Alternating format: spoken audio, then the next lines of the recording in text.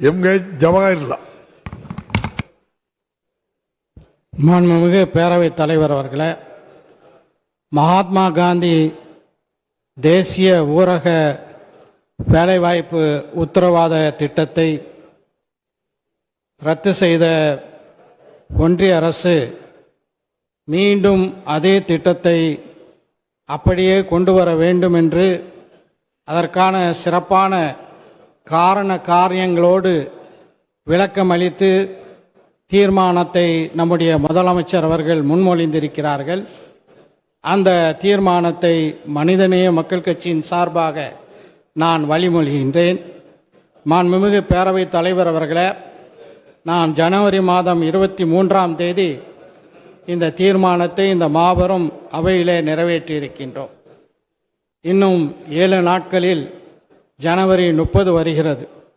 ஜனவரி 30 அன்று தேசபிதா காந்தியடிகள் 1948ஆம் ஆண்டு ஒரு பிரார்த்தனை கூட்டத்திலிருந்து வரும்போது நாத்துராம் கோட்சேயால் சுட்டு கொல்லப்பட்ட அந்த நினைவும் நமக்கு வருகிறது.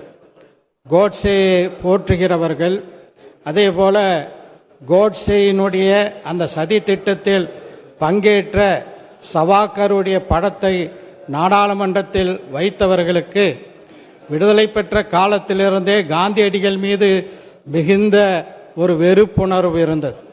அந்த வெறுப்புணர்வினுடைய வெளிப்பாடாகத்தான் மகாத்மா காந்தி அவர்களுடைய பெயரிலே இருக்கக்கூடிய இந்த திட்டத்தை பெயரை மாற்றியிருக்கிறார்கள், அந்த திட்டத்தையும் மாற்றியிருக்கிறார்கள்.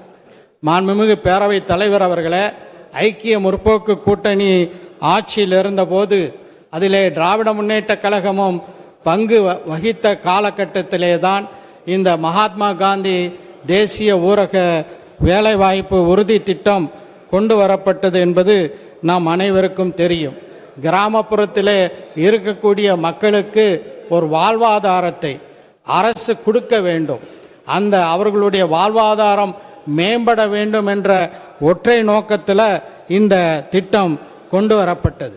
இந்த திட்டத்தை கொண்டு வந்த அந்த திட்டத்தை பரிந்துரைத்தவர்களில் முக்கியமானவர் ஒரு பொருளாதார நிபுணர் ஜான் டிரேஸ் என்பதை நான் இங்கே நினைவு கூற விரும்புகின்றேன். அந்த முக்கியமான பொருளாதார நிபுணர் ஜீன் டிரேஸ் என்ன சொல்கிறார் என்றால், இந்த புதிய திட்டம் அந்த விபிஎஸ் என்று விபிஜிராம்ஜி என்று சொல்கிறார்களே, அந்த திட்டத்தை பற்றி அவர் சொல்லும்போது மிக சுருக்கமாக, ரத்தன சுருக்கமாக சொல்கிறார். A work guarantee without any guarantee that the guarantee applies என்று சொல்கிறார். அதாவது உத்தரவாதம் வழங்கப்படும் திட்டம் அல்ல இது, உத்தரவாதமே உறுதி செய்யப்படாத உத்தரவாத திட்டம் என்று அவர் சொல்வதை நான் இங்கே மேற்கோள் காட்ட விரும்புகின்றேன்.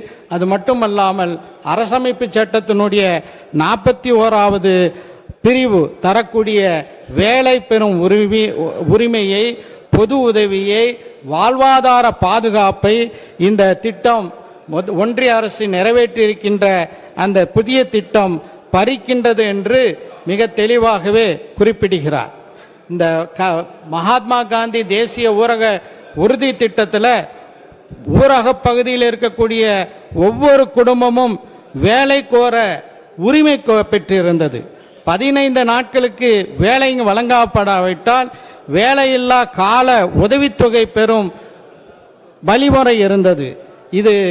this is not a charity, இது ஒரு தர்மம் அல்ல, மாறாக சட்டப்பூர்வமான உரிமைகள்.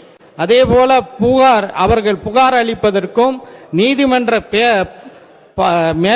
மேற்பார்வைக்கும் அது வழிவகுத்தது என்பதும் நம்முடைய ஜீன் ரேஸ் சொல்லக்கூடிய வழியாக இருக்கின்றது. இந்த MNR மகாத்மா காந்தி திட்டம் அது எப்படி அமுல்படுத்தப்பட வேண்டும் என்பதை கிராம சபைகள் திட்டமிட்டன, பஞ்சாயத்துகள் செயல்படுத்தின, சமூக தணிக்கைகள் மூலம் மக்கள் கண்காணித்தார்கள். இவை அனைத்தையும் இந்த அரசு தகர்த்தது ஒரு ஆச்சரியத்திற்கு இல்லை. இதுல மிக முக்கியமாக மாநிலங்களுடைய உரிமையும் பறித்திருக்கிறார்கள். தொடர்ச்சியாக மாநில உரிமைகளை எப்படியெல்லாம் பறித்தார்கள் என்பதை, நமக்கு வர வேண்டிய நிதிகளை எல்லாம் எப்படி நிறுத்தி வைத்திருக்கிறார்கள் என்பதை மாண்புமிகு முதலமைச்சர் அவர்கள் மிக தெளிவாகவே இங்கே எடுத்துரைத்தார்கள்.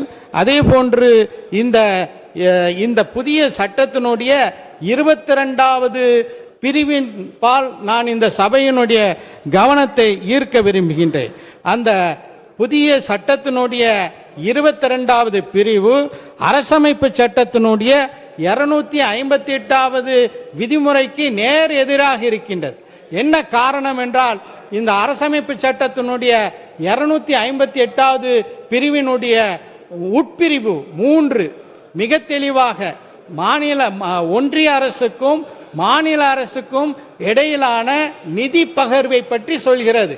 ஒரு ஒன்றிய அரசு ஒரு திட்டத்தை ஒரு மாநிலத்தில் செயல்படுத்த முனையும் போது அந்த திட்டத்திற்கான நிதி, அதை பற்றி நாடாளுமன்றத்தில் சட்டம் இயற்றப்படும் போது அந்த நிதியை சுமப்பது ஒன்றிய அரசின் பொறுப்பு தானே தவிர மாநில அரசின் பொறுப்பு அல்ல என்று நம்முடைய முதலமைச்சர் சொல்லவில்லை, அரசமைப்பு சட்டம் சொல்கிறது. அரசமைப்பு சட்டத்தை மதிக்காத பாஜக, மகாத்மா காந்தியடிகளை மதிக்காத பாஜக இந்த மகாத்மா காந்தி தேசிய ஊரக திட்டத்தினுடைய பெயரை மாற்றி இது நிச்சயமாக அரசமைப்பு சட்டத்துக்கு விரோதமான ஒரு நடவடிக்கை. அதற்கு எதிரான வலிமையான முன்னெடுப்புகளை அவைக்கு வெளியிலேயும் திராவிட முன்னேற்ற கழகத்தின் தலைமையிலான கூட்டணி கட்சிகளை எல்லாம் அணிவகுத்து ஒரு மிகப்பெரிய போராட்டத்தை திராவிட முன்னேற்ற கழகம் நடத்தியது. இன்று இந்த மாபெரும் அவையில இந்த தீர்மானத்தை நிறைவேற்றுகிறோம். ஆக ஊரக மக்களுடைய உரிமைகளை, பெண்களுடைய உரிமைகளை, அரசமைப்பு சட்டம் தந்திருக்கக்கூடிய உரிமைகளை பறிக்கக்கூடிய இந்த VBG ராம்ஜி திட்டம் ஒழிக்கப்பட வேண்டும், திரும்ப பெற வேண்டும். அந்த தீர்மானத்தை முழுமனதாக மனிதநேய மக்கள் கட்சியின் சார்பாக ஆதரித்து விடைபெறுகின்றேன். நன்றி. மாண்புமிகு உறுப்பினர் டாக்டர் சதன் திருமலைக்குமார்.